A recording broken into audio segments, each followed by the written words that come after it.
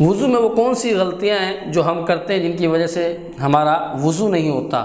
سب سے پہلی غلطی یہ ہے کہ جب ہم چہرہ دھوتے ہیں تو یہ چہرے کا پورا حصہ، یعنی جو جہاں سے بال ہوتے ہیں جمنے سے، یہاں سے لے کر تھوڑی کے نیچے تک، اور ایک کان کی لو سے دوسرے کان کی لو تک، اس پورے حصے کا دھونا ضروری ہے۔ اور دھونا کہتا ہے کہ ہر حصے پر پانی کے 1 یا 2 بوند کا بہہ جانا، اس کو دھونا کہتے ہیں۔ اور اگر کوئی بندہ یوں پانی ڈالتا ہے تو اوپر کے حصے کا مسا ہو رہا ہے، کیونکہ مسا کہتے ہیں تری کے پہنچنے کو، تو اوپر کا مسا ہو رہا ہے، پانی نیچے بہہ رہا ہے، تو لہٰذا ایسی صورت میں الگ سے پانی لے کر یہاں ڈالے، یہاں ڈالے، یہاں ڈالے، اور یہاں پر بھی جب آپ ایسے ڈالتے ہیں پانی یہاں پر نہیں جاتا، نہیں بہتا پانی، تو اس صورت میں ہمارا وضو نہیں ہوگا۔ اور اگر کسی کی گھنی داڑھی نہیں ہے تو وہ جلد تک اس کا پانی کا پہنچانا ضروری ہے۔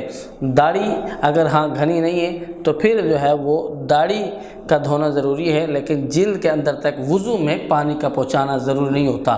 اچھا، بعض بندے نل اتنا کم کھولتے ہیں، جب وہ ہاتھ دھونے لگتے ہیں جو وضو کا دوسرا فرض ہے، تو وہ پانی کو ایسے بس لیتے ہیں بالکل جیسے تیل لگا رہے ہیں، تو لہٰذا ایسی صورت میں بھی وضو نہیں ہوگا۔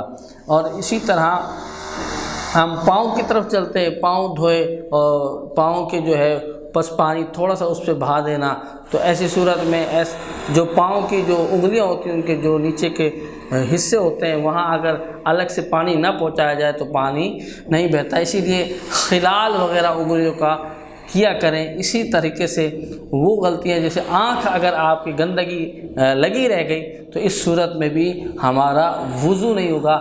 تو آنکھ کی گندگی نکالنا، اس کو ہٹانا بھی ضروری ہے۔ آنکھوں میں، پلکوں میں گندگی لگی رہ گئی اور ہم یہ سمجھ رہے ہیں کہ ہمارا وضو ہو گیا، تو اس صورت میں بھی ہمارا وضو نہیں ہوگا۔ تو لہٰذا زیادہ پانی بھی استعمال نہ کریں، اتنا کم بھی استعمال نہ کریں کہ آپ کا جہاں پانی کا پہنچانا ضروری تھا وہاں پانی آپ نے بہایا ہی نہیں۔ تو لہٰذا وضو میں یہ احتیاطیں بہت ضروری ہیں۔